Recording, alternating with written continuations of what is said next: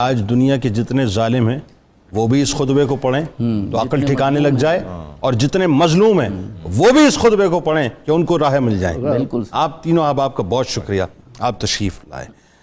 ناظرین کرام، لفظوں میں کیا بیاں ہوں غم آل مصطفیٰ کے، لے کر چلے تھے ظالم قیدی جنہیں بنا کے، بیمار کربلا کو قیدی تھا جب بنایا، حوریں بھی دیکھتی تھیں آنسو بہا بہا کے، سارے شہیدوں کے سر نیزوں پہ تھے اٹھائے، بے حال بیویاں تھیں صدمے اٹھا اٹھا کے، ساجد نبی کا گلشن پامال کرنے والے، ساجد نبی کا گلشن پامال کرنے والے روئیں گے حشر تک، روئیں گے حشر تک وہ دوزخ میں کوفی جا کے۔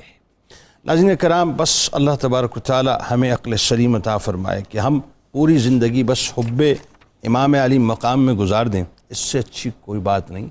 یزید کو اس کے مقام پر، اس کی اوقات پہ رہنے دیں، اس سے اچھی کوئی بات نہیں۔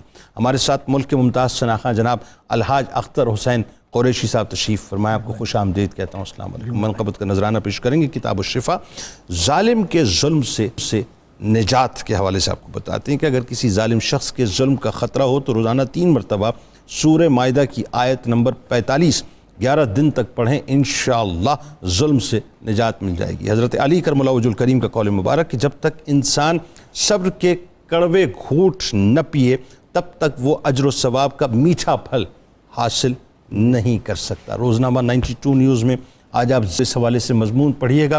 ٹویٹر پہ ہمیں فالو کیجئے، فیس بک پیج کو لائک کیجئے، اور یوٹیوب چینل کو سبسکرائب کر کے بیل آئیکن کو ہمارے ضرور کلک کر لیجئے گا۔ وہاں موجود ہیں، یہاں موجود ہیں، مل کے نعرہ لگاتے ہیں، اس دعا اس امید اس یقین کے ساتھ اجازت دیں کہ لا یؤمن احدکم حتی اکون احب الیہ من والدہ وولدہ والناس اجمعین۔ اللہ تعالیٰ آپ کا، ہمارا، ہم سب کا، پاکستان کا اور امت مسلمہ کا حامی و ناصر ہو۔